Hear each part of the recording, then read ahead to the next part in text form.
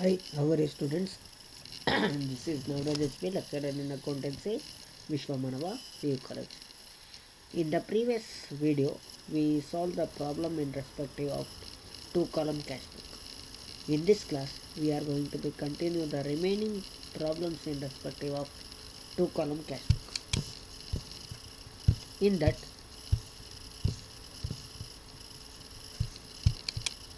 the next one is prepare two-column cash book of measures Unique Software Private Limited for the month of October 2016 from the following transaction. Okay, they given the cash in hand 6050 and cash at bank 13,760. Okay, so this is the opening balance of cash and opening balance of bank, and this surplus balance is to be recorded under the debit side.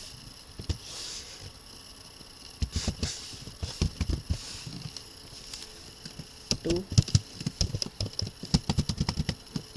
balance brought down. Cash balance is 6050 and bank balance is 13,760. Next,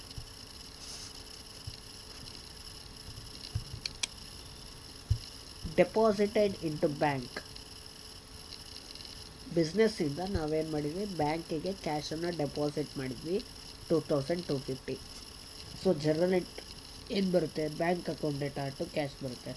so bank and cash transactions ಬಂದರೆ it is a contra. So contra entry ಬಂದಾಗ ನಾವು ಅದನ್ನು C ಇಂದ ಅದನ್ನು represent ಮಾಡ್ತೀವಿ. Bank account data to cash, journal ಎಂಟ್ರಿಯಲ್ಲಿ bank debit ಇದ್ದರೆ ಲೆಡ್ಜರಲ್ಲಿ ಏನಾಗುತ್ತೆ, ಕ್ರೆಡಿಟ್ ಆಗುತ್ತೆ.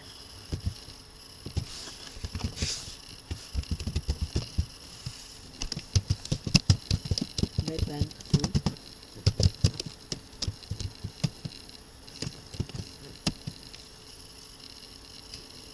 ಕಾಂಟ್ರಾ ಎಂಟ್ರೀಸ್ ಇದ್ದಾಗ ಬ್ಯಾಂಕ್ ಅಕೌಂಟ್ ಅಂತ ಬಂದಾಗ ಇಲ್ಲಿ ಕ್ಯಾಶ್ ಕಾಲಮಲ್ಲಿ ಅದನ್ನು ಅಮೌಂಟ್ ತೋರಿಸ್ಬೇಕು. Next to cash.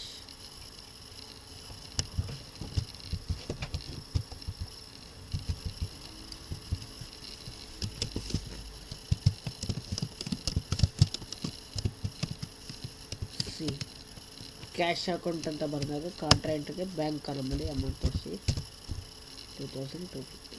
Next 10th October 2016 purchase goods for cash rupees 5750.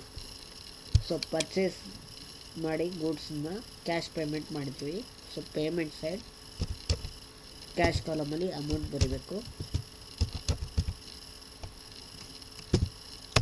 10/10/2016 by purchase account ಮಾಡಿದ್ದೀವಿ. ಇಲ್ಲಿ ನೋಡಿ, ಕ್ಯಾಶ್ನ ನಾವು ರಿಸೀವ್ ಮಾಡಿದ ಮೇಲೆ ಬಿಸ್ನೆಸ್ಸಲ್ಲೇ ಇಟ್ಕೊಂಡ್ರೆ ಕ್ಯಾಶ್ ಕಾಲಮಲ್ಲಿ ಬರುತ್ತೆ. ಸೊ ಆ ಕ್ಯಾಶನ್ನು ರಿಸೀವ್ ಮಾಡಿದ ಮೇಲೆ ಬ್ಯಾಂಕಿಗೆ ಏನಾದ್ರು ಡೆಪಾಸಿಟ್ ಮಾಡಿದರೆ ಸೊ ಅದೇ ದುಡ್ಡನ್ನು ನಾವು ಯಾವ ಕಾಲಮಲ್ಲಿ ತೋರಿಸ್ಬೇಕು, ಬ್ಯಾಂಕ್ ಕಾಲಮಲ್ಲಿ ತೋರಿಸ್ಬೇಕು. ಯಾಕೆಂದರೆ ನಾವು ಬ್ಯಾಂಕಲ್ಲಿ ದುಡ್ಡನ್ನು ಡೆಪಾಸಿಟ್ ಮಾಡಿದ್ದೀವಿ ಅಂದರೆ ಬಿಸ್ನೆಸ್ಸಲ್ಲಿ ಇರೋದಿಲ್ಲ, ದುಡ್ಡು ಎಲ್ಲಿರುತ್ತೆ, ಬ್ಯಾಂಕಲ್ಲಿ ಇರುತ್ತೆ. So it is to be recorded under the bank column.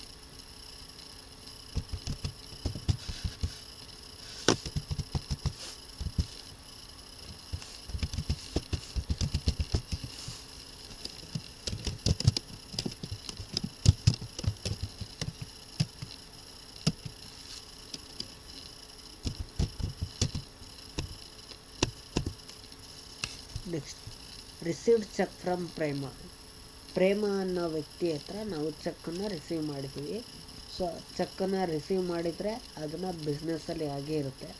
ಅದೇ ಚೆಕ್ಕನ್ನು ನಾವೇನಾದರೂ ಅವತ್ತೇ ಬ್ಯಾಂಕಿಗೆ ಕೊಟ್ಟರೆ ಅದನ್ನು ಕ್ಯಾಶ್ ಬ್ಯಾಂಕ್ ಕಾಲಮಲ್ಲಿ ತೋರಿಸ್ಬೇಕು. ಅಕಸ್ಮಾತ್ ನಾವು ಚೆಕ್ಕನ್ನು ರಿಸೀವ್ ಮಾಡಿ ಬಿಸ್ನೆಸ್ಸಲ್ಲಿ ಇಟ್ಕೊಂಡ್ರೆ ಅದನ್ನು ಕ್ಯಾಶ್ ಕಾಲಮಲ್ಲಿ ತೋರಿಸ್ಬೇಕು. ಅದೇ ಚೆಕ್ಕನ್ನು ಬ್ಯಾಂಕಿಗೆ ಕೊಟ್ಟರೆ ಬ್ಯಾಂಕ್ ಕಾಲಮಲ್ಲಿ ತೋರಿಸ್ಬೇಕು. 19/10/2016 to Prema account.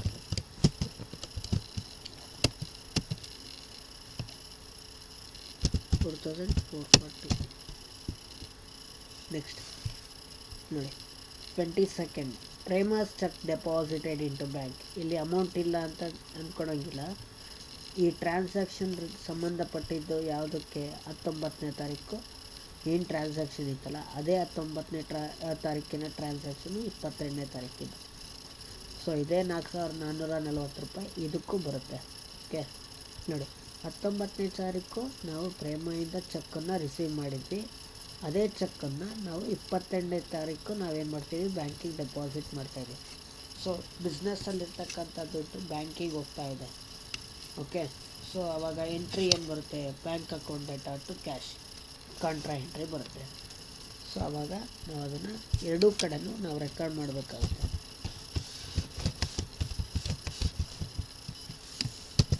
By bank account contra 4440.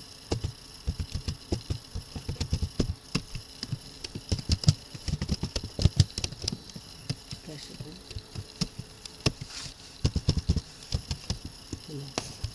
ಇಲ್ಲಿ 4440 ರೂಪಾಯಿ ಇಲ್ಲಿದ್ದಿದ್ದು ಬಿಸ್ನೆಸ್ಸಲ್ಲಿ ಇರ್ತಕ್ಕಂಥ ದುಡ್ಡು. ಇಲ್ಲಿ ಪೇಮೆಂಟ್ ಸೈಡಲ್ಲಿ 4440 ಕ್ಯಾಶ್ ಕಾಲಮಲ್ಲಿ ತೋರಿಸಿದ್ದೀವಿ ಅಂದರೆ ಇಲ್ಲಿರ್ತಕ್ಕಂಥ ಕ್ಯಾಶ್ ಕಾಲಮಲ್ಲಿ ಇರ್ತಕ್ಕಂಥ ದುಡ್ಡು ಹೋಯಿತು ಅಂತ. ಎಲ್ಲಿಗೆ? ಬ್ಯಾಂಕಿಗೆ. ಸೊ ಬ್ಯಾಂಕಿಗೆ ಬಂದಿರತಕ್ಕಂಥ ದುಡ್ಡು ಎಷ್ಟು? 4040 ರೂಪಾಯಿ. ಸೊ ಹಾಗಾಗಿ ನಾವು ರಿಸಿಪ್ಟ್ ಸೈಡಲ್ಲಿ ಬ್ಯಾಂಕ್ ಕಾಲಮಲ್ಲಿ 4440 ರೂಪಾಯಿ ತೋರಿಸ್ತಾ ಇದ್ದೀವಿ. ಇದರರ್ಥ ಏನು ಅಂದರೆ ಬಿಸ್ನೆಸ್ಸಿಂದ ದುಡ್ಡು ಎಲ್ಲಿಗೆ ಬಂತು? ಬ್ಯಾಂಕಿಗೆ. ಓಕೆ, ಯಾಕೆ ಅಂದರೆ ಪ್ರೇಮ ಹತ್ರ 19ನೇ ತಾರೀಕು ಇಸ್ಕೊಂಡಿರ್ತಕ್ಕಂಥ ಚೆಕ್ಕನ್ನು ನಾವು 22ನೇ ತಾರೀಕು ಬ್ಯಾಂಕಿಗೆ ಕೊಡ್ತಾಯಿದ್ದೀವಿ. ಸೊ ಬಿಸ್ನೆಸ್ಸಲ್ಲಿರ್ತಕ್ಕಂಥ ಚೆಕ್ಕು ಬ್ಯಾಂಕಿಗೆ ಹೋಗ್ತಾ ಇದೆ ಅಂದರೆ ಬ್ಯಾಂಕಿಗೆ ದುಡ್ಡು ಬರುತ್ತೆ ಅಂತ. Paid trade expenses 250. Payment side 26/10/2016 by trade expenses.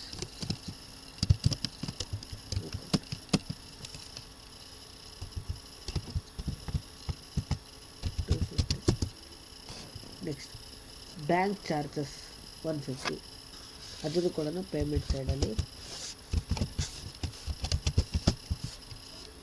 So ನೋಡಿ ಬ್ಯಾಂಕ್ ಚಾರ್ಜಸ್ಸು ನಮ್ಮ ಅಕೌಂಟಲ್ಲಿ ಡಿಡಕ್ಟ್ ಮಾಡಿಕೊಳ್ಳುತ್ತೆ. So by bank charges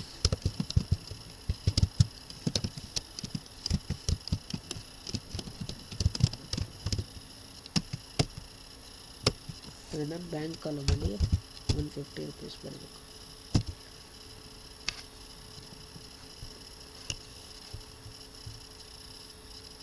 okay, so ಇಲ್ಲಿಗೆ ಎಲ್ಲ ಟ್ರಾನ್ಸಾಕ್ಷನ್ಸ್ ಮುಗಿತು. ಇವಾಗ ಅದನ್ನು ಬ್ಯಾಲೆನ್ಸ್ ಮಾಡೋಣಂತೆ. ನಿಮಗೆ ಡೆಬಿಟ್ ಸೈಡ್ ಕ್ಯಾಶ್ ಕಾಲಮಲ್ಲಿ 10,490 ಇದೆ. ಈ ಕಡೆ 12,690 ಇದೆ. ಸೊ ನಿಮಗೆ ಡೆಬಿಟ್ ಸೈಡ್ ಕಮ್ಮಿ ಬರುತ್ತೆ.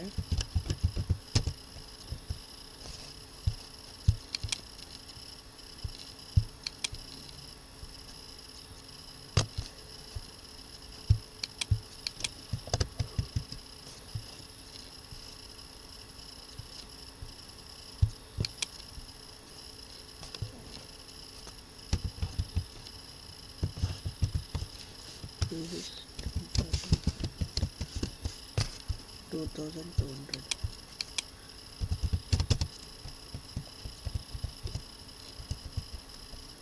23,910.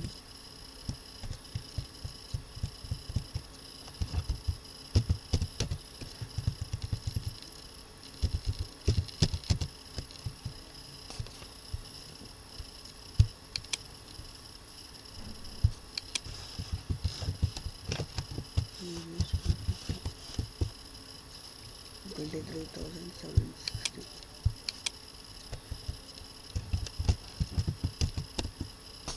ಇದನ್ನು ಬೈ ಬ್ಯಾಲೆನ್ಸ್ carried on ನಾನು ಮಂತ್ ಎಂಡಿನ ಡೇಟನ್ನು ಮೆನ್ಷನ್ ಮಾಡಿ.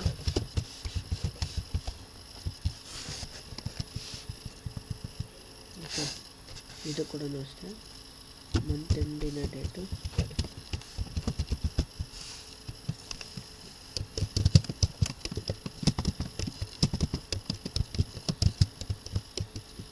ಓಕೆ, ಇದೇ ಬ್ಯಾಲೆನ್ಸನ್ನು next month ಬಿಗಿನಿಂಗ್ಗೆ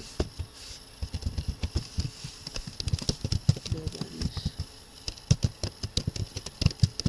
ಬ್ರಾಟಮ್.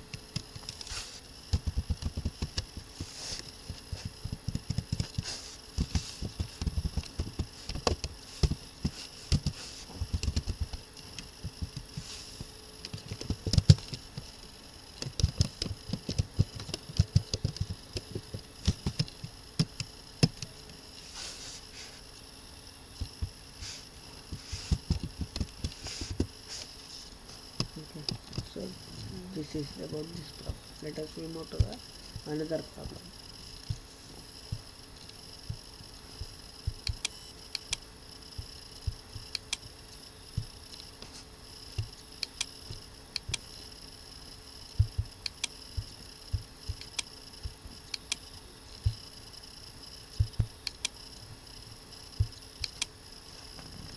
From the following transaction of Messrs. Surya and Arya in a 2-column cash book, March 2017.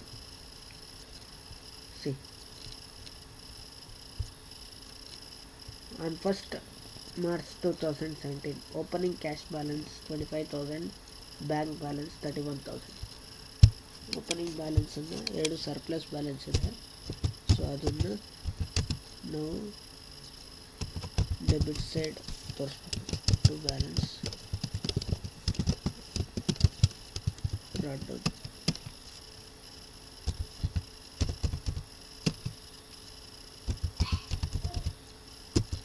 Cash balance 25,000, bank balance 31,000.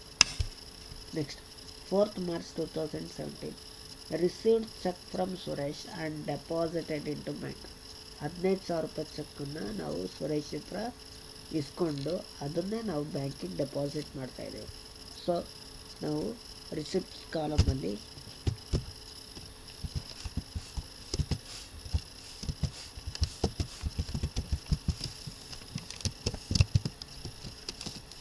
To Suresh account ಇಲ್ಲಿ ನೋಡಿ, deposited into the bank ಅಂತ ಇರಲಿಲ್ಲ ಅಂದರೆ ಓಕೆ ನಾವು cash ಕಾಲಮಲ್ಲಿ ಬರೀಬೇಕಾಯಿತು.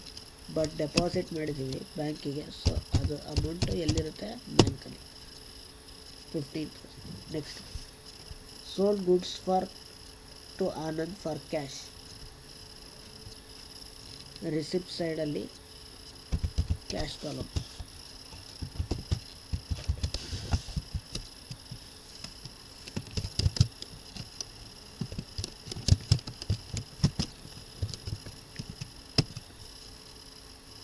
$7,500. Drew cash from office for household expenses. Household expenses ಅಂದರೆ personal, ಅಂದರೆ ಮನೆ ಖರ್ಚಿಗೋಸ್ಕರ ಏನು ಮಾಡಿದರು, ದುಡ್ಡನ್ನು ಬಿಸ್ನೆಸ್ಸಿಂದ ವಿತ್ಡ್ರಾ ಮಾಡಿದರು. ಸೊ ಪರ್ಸ್ನಲ್ ಎಕ್ಸ್ಪೆನ್ಸಸ್ ಅಂತ ಬಂದಾಗ ಡ್ರಾಯಿಂಗ್ಸ್ ಅಂತ ಕರಿತೀವಿ ಅಂತ ನಿಮಗೆ ಗೊತ್ತಿದೆ. ಸೊ ಡ್ರಾಯಿಂಗ್ಸ್ ಮಾಡಿದರೆ ಬಿಸ್ನೆಸ್ಸಿಂದ ಕ್ಯಾಶ್ ಹೋಗುತ್ತೆ ತಾನೆ. ಸೊ ಅದಕ್ಕೆ ಅದನ್ನು ಪೇಮೆಂಟ್ ಸೈಡಲ್ಲಿ ಬರೀಬೇಕು. 15/3/2017 by drawings account.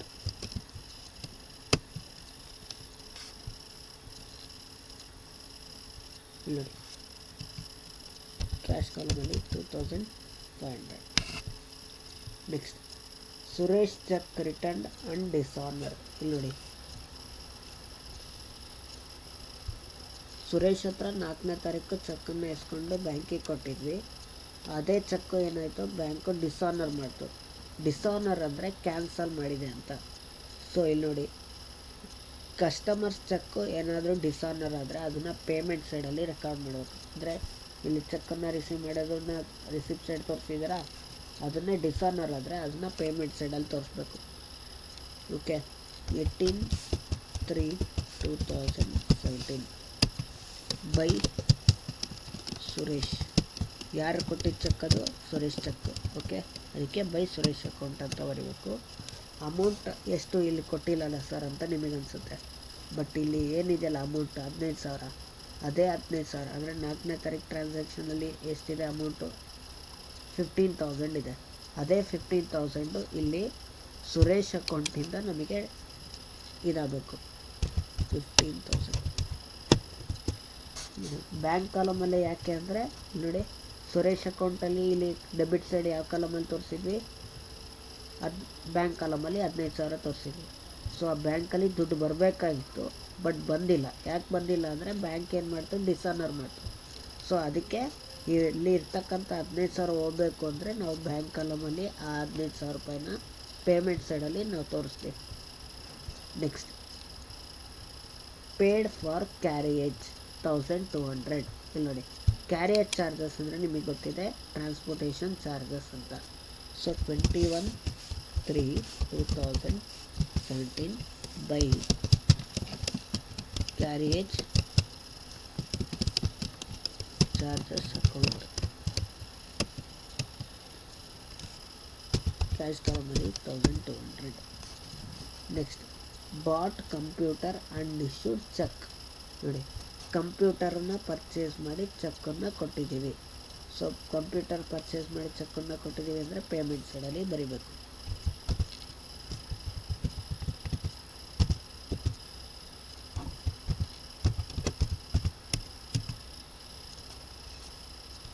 By computer account. Cheque ಮುಖಾಂತರ ಪೇಮೆಂಟ್ ಮಾಡಿದ್ದೀವಿ ಅಂದರೆ ಬ್ಯಾಂಕ್ ಕಾಲಮಲ್ಲಿ 18,000 ತೋರಿಸ್ಬೇಕು.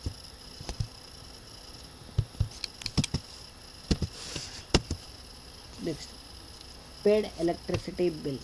ಇದು ಕೂಡ ಪೇಮೆಂಟ್.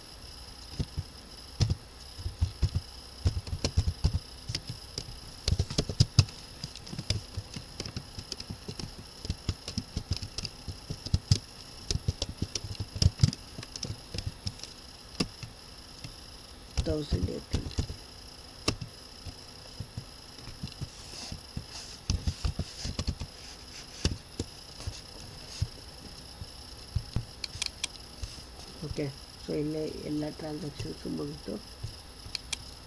ಓಕೆ, ಇವಾಗ ಕ್ಯಾಶ್ ಕಾಲಮನ್ನು ಮತ್ತು ಬ್ಯಾಂಕ್ ಕಾಲಮ್ ಎರಡನ್ನೂ ಟೋಟಲ್ ಮಾಡಿ 32,500.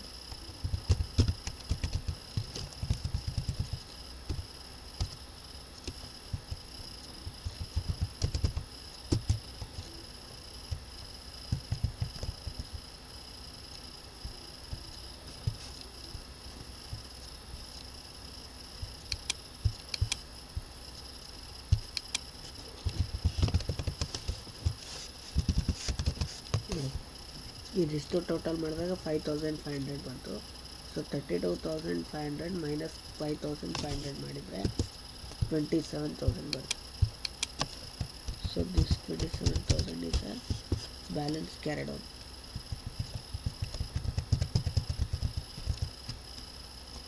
ಇದು 46,000.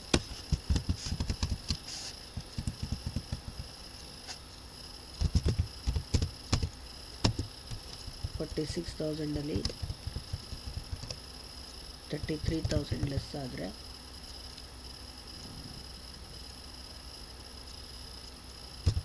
28,000.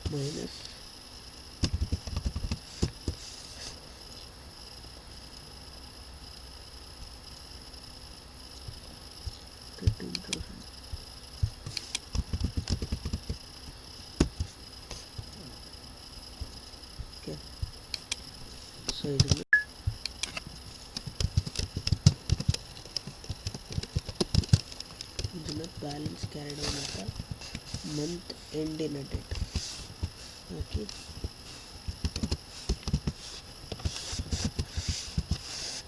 ನೆಕ್ಸ್ಟ್ ಡೆಬಿಟ್ ಸೈಡಲ್ಲಿ next month beginning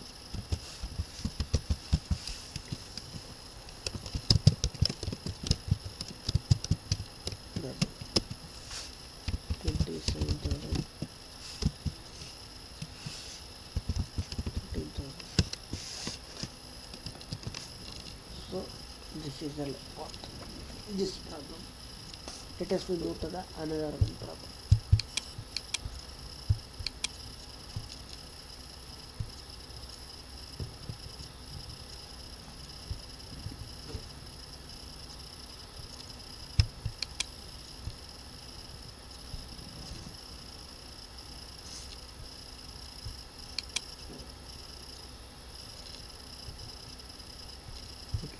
Prepare double column cash book from the following transaction and the balance the same. Balance of cash in hand 15,000, cash at bank 1,20,000. So ಎರಡನ್ನೂ surplus balance debit side ಬರೀರಿ. 1 November 2016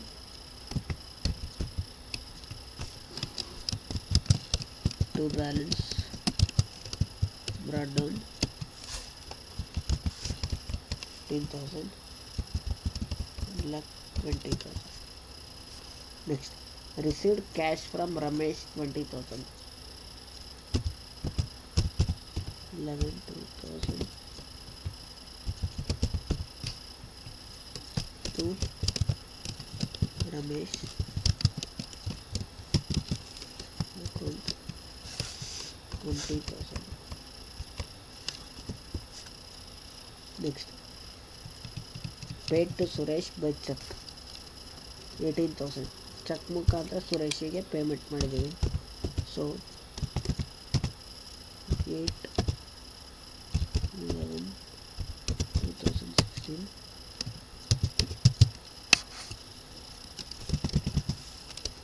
by Suresh account. Cheque ಮುಖಾಂತರ payment ಮಾಡಿದ್ದು bank ಅಕೌಂಟಲ್ಲಿ amount ತೋರಿಸ್ಬೇಕು. Next, draw for office use rupees 10,000. ಇಲ್ಲಿ ನೋಡಿ, personal use ಆಗಿದ್ದರೆ drawings ಅಂತ ಬರಿತಾ ಇದ್ರಿ, ಬಟ್ ಇದೇನಿದು ಆಫೀಸ್ ಯೂಸ್. ಆಫೀಸ್ ಯೂಸ್ ಅಂತ ಬಂದಾಗ ಇಲ್ಲಿ ನೋಡಿ, ಆಫೀಸ್ ಯೂಸಿಗೆ ನಾವು ದುಡ್ಡನ್ನು ವಿತ್ಡ್ರಾ ಮಾಡ್ತೀವಿ. ಬಿಸ್ನೆಸ್ಸಲ್ಲಿ ದುಡ್ಡು ಇರಲಿಲ್ಲ, ಸೊ ಬಿಸ್ನೆಸ್ಸಿಗೆ ದುಡ್ಡು ಬೇಕಾದಾಗ ಎಲ್ಲಿ ವಿತ್ಡ್ರಾ ಮಾಡಿದೆ? ಬ್ಯಾಂಕಿಂದ. ಸೊ ಬ್ಯಾಂಕಿಂದ ವಿತ್ಡ್ರಾ ಮಾಡ್ತಾ ಇದ್ದೀರಾ ಬಿಸ್ನೆಸ್ಸಿಗೋಸ್ಕರ ಅಂದರೆ cash account data to bank account ಬರುತ್ತೆ. ಇದು ಕಾಂಟ್ರಾ ಎಂಟ್ರಿ ಆಗುತ್ತೆ. ಸೊ ಕ್ಯಾಶಲ್ಲಿ ಡೆಬಿಟ್ ಇದ್ದರೆ ಇಲ್ಲಿ ಕ್ರೆಡಿಟ್ ಆಗುತ್ತೆ. Okay, 14/11/2016 by cash account contra. Cash account ಅಂತ ಬಂದಾಗ ಕಾಂಟ್ರಾದಲ್ಲಿ ಅದನ್ನು ಬ್ಯಾಂಕ್ ಕಾಲಮಲ್ಲಿ ಅಮೌಂಟ್ ತೋರಿಸ್ಬೇಕು. 10,000. ನೆಕ್ಸ್ಟ್, ಡೆಬಿಟ್ ಸೈಡಲ್ಲಿ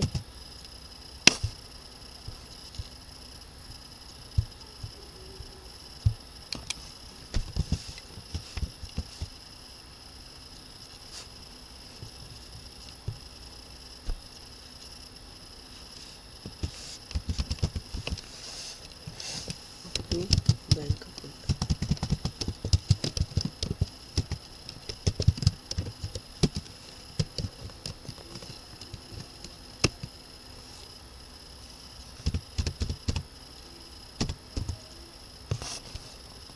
Next, 19th November, goods withdrawn from the business for personal use.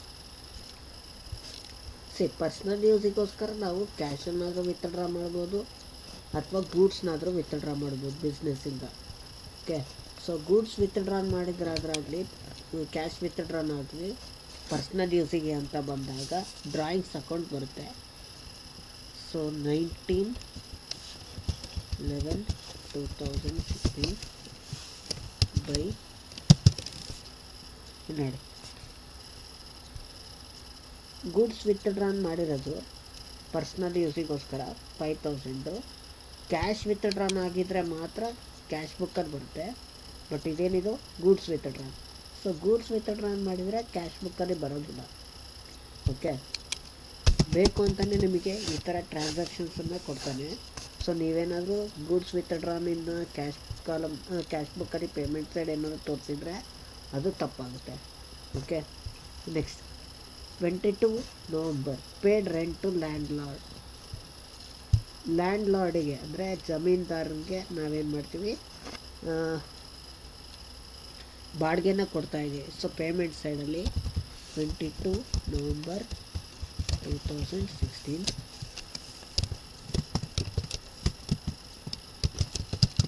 By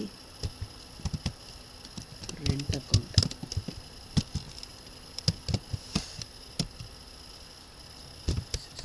cash ಕಾಲಮಲ್ಲಿ ತೋರಿಸ್ಬೇಕು. ನೆಕ್ಸ್ಟ್ ಕ್ಯಾಶ್ ಸೇಲ್ಸ್, ಗೂಡ್ಸ್ನ ಸೇಲ್ ಮಾಡಿ ಕ್ಯಾಶನ್ನು ರಿಸೀವ್ ಮಾಡ್ತಾ ಇದ್ದೀರಾ to sales account 17,000. Next paid salaries to staff rupees 12,000. Okay, ನೋಡಿ ಕ್ರೆಡಿಟ್ ಸೈಡಲ್ಲಿ 30 November 2016 by salary 12,000. Okay, so ಇಲ್ಲಿಗೆ ಈ ಎಲ್ಲ ಟ್ರಾನ್ಸಾಕ್ಷನ್ಸ್ ಮುಗಿತು. ಇವಾಗ ಲೆಡ್ಜರ್ ಅಕೌಂಟ್ನ ಬ್ಯಾಲೆನ್ಸ್ ಮಾಡೋದಂತೆ.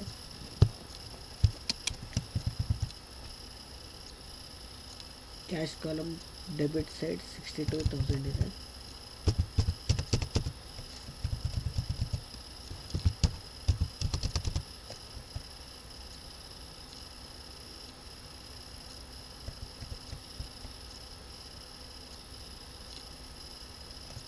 $44,000.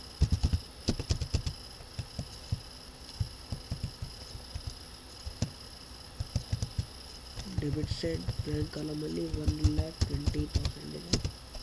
ಸೊ 1,20,000 ಈ 28,000 ಲೆಸ್ ಮಾಡಿದರೆ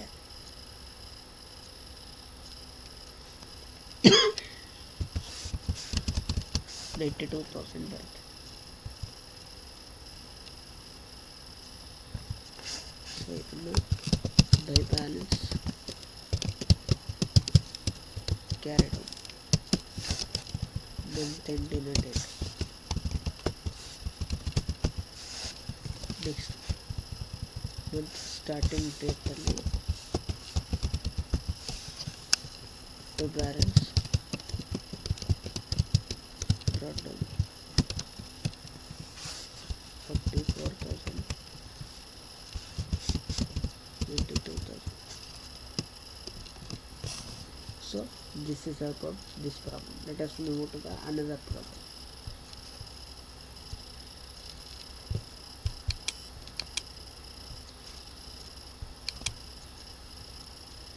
This is the last problem in this two column cash book.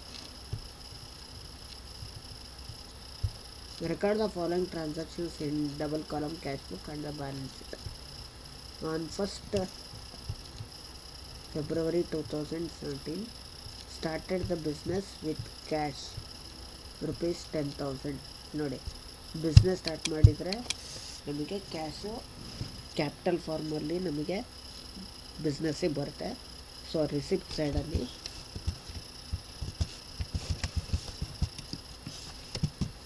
To capital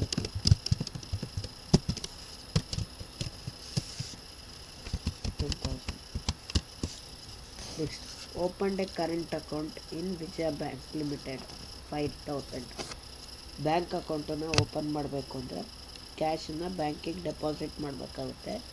so ಆವಾಗ entry bank account data to cash ಆಗುತ್ತೆ. ಕಾಂಟ್ರಾ ಎಂಟ್ರಿ ಬರುತ್ತೆ. ಸೊ ಕಾಂಟ್ರಾ ಎಂಟ್ರಿನ ಎರಡು ಕಡೆನೂ ತೋರಿಸ್ಬೇಕು.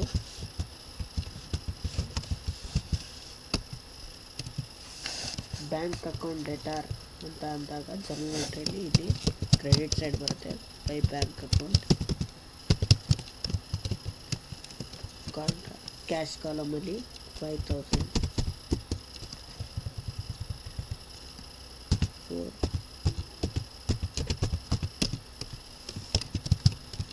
ಕ್ಯಾಶ್ ಅಕೌಂಟ್ ಬ್ಯಾಂಕ್ ಕಾಲಮಲ್ಲಿ 5000. Next purchase goods for cash ₹2000. ಗೂಡ್ಸ್ನ purchase ಮಾಡಿದ್ದೀವಿ, ಕ್ಯಾಶ್ನ ಪೇಮೆಂಟ್ ಮಾಡಿ. ಪೇಮೆಂಟ್ ಸೈಡಲ್ಲಿ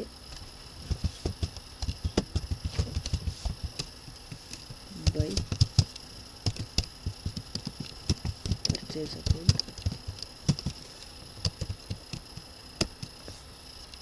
ಕ್ಯಾಶ್ ಕಾಲಮಲ್ಲಿ 2000. Next sold goods on credit to Mohan. ನೋಡಿ ಅವನೇ ಹೇಳಿಯಾನೆ. ಆ್ಯಕ್ಚುಲಿ ಈ ವರ್ಡ್ ಇಲ್ಲ ಅಂದ್ರೂ ಸೋಲ್ಡ್ ಗೂಡ್ಸ್ ಟು ಮೋಹನ್ ಅಂತ ಬರೀ ಇಷ್ಟೇ ಇದ್ದಿದ್ರು it is nothing but a credit transaction. But ಇಲ್ಲಿ ಡೈರೆಕ್ಟಾಗಿ ಕ್ರೆಡಿಟ್ ಅಂತ ಹೇಳಿಯಾನೆ. ಸೊ ನಾವಿಲ್ಲಿ ಮಾಡ್ತಾ ಇರೋದು ಯಾವ ಬುಕ್ ಇದು? Cash book. ಸೊ ಕ್ಯಾಶ್ ಬುಕ್ಕಲ್ಲಿ ಕ್ರೆಡಿಟ್ ಟ್ರಾನ್ಸಾಕ್ಷನ್ಸನ್ನು ರೆಕಾರ್ಡ್ ಮಾಡೋ ಹಾಗಿಲ್ಲ.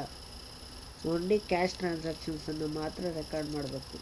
ಸೊ ಈ ಥರ ಏನಾದ್ರು ಕ್ರೆಡಿಟ್ ಟ್ರಾನ್ಸಾಕ್ಷನ್ಸ್ ಕೊಟ್ಟಿದ್ದರೆ ನೀವು ಯಾವುದೇ ಕಾರಣಕ್ಕೂ ಈ ಕ್ರೆಡಿಟ್ ಟ್ರಾನ್ಸಾಕ್ಷನ್ನ ಕ್ಯಾಶ್ ಬುಕ್ಕಲ್ಲಿ ರೆಕಾರ್ಡ್ ಮಾಡೋ ಹಾಗಿಲ್ಲ. ಸೊ ಇದನ್ನು ಎಂಟ್ರಿನ ರೆಕಾರ್ಡ್ ಮಾಡಬೇಡಿ.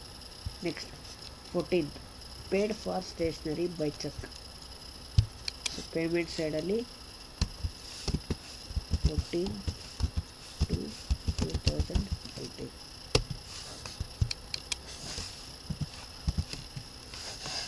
By stationery.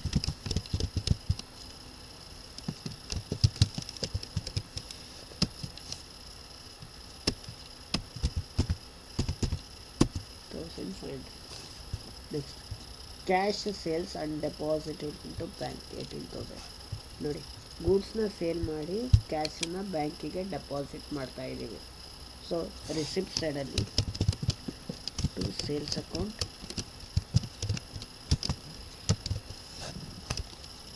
ಡೇಟ್ 20.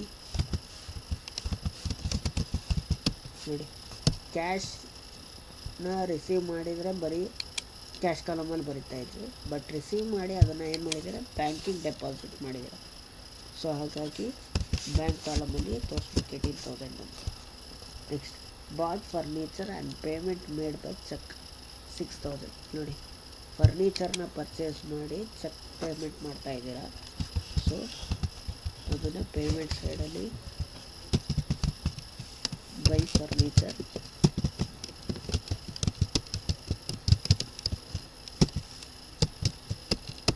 ಚೆಕ್ ಮುಖಾಂತರ ಪೇಮೆಂಟ್ ಮಾಡಿರೋದು. ಸೊ ಬ್ಯಾಂಕ್ ಕಾಲಮಲ್ಲಿ 6,000.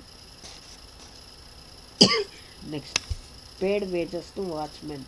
ವಾಚ್ಮ್ಯಾನಿಗೆ ಕೂಲಿ ಕೊಟ್ಟಿದ್ದೀರಾ ₹1,200. ಸೊ ಪೇಮೆಂಟ್ ಸೈಡಲ್ಲಿ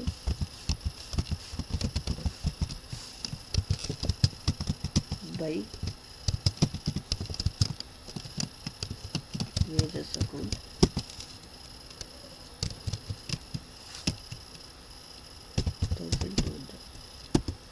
ಸೊ ಇಲ್ಲಿಗೆ ಎಲ್ಲ ಟ್ರಾನ್ಸಾಕ್ಷನ್ಸು ಮುಗೀತು. ಬ್ಯಾಲೆನ್ಸ್ ಮಾಡಿ.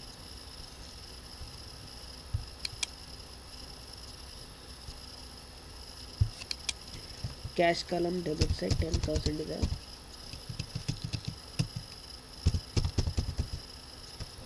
10,000 8,200ನ ಲೆಸ್ ಮಾಡಿದರೆ 1,800. ನೆಕ್ಸ್ಟ್ ಬ್ಯಾಂಕ್ ಕಾಲಮಲ್ಲಿ 23,000 ಇದೆ.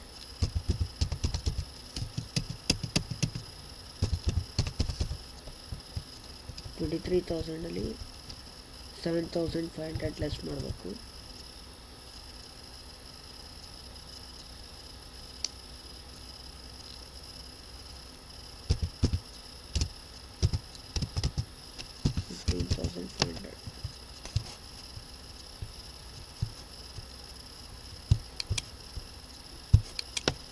$23,500 ಮೈನಸ್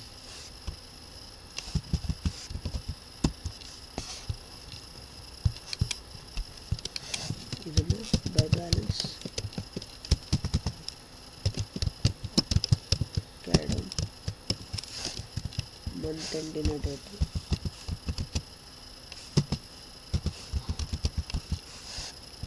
ನೆಕ್ಸ್ಟ್ ಮಂತ್ ಬಿಗಿನಿಂಗ್ ಡೇಟನ್ನು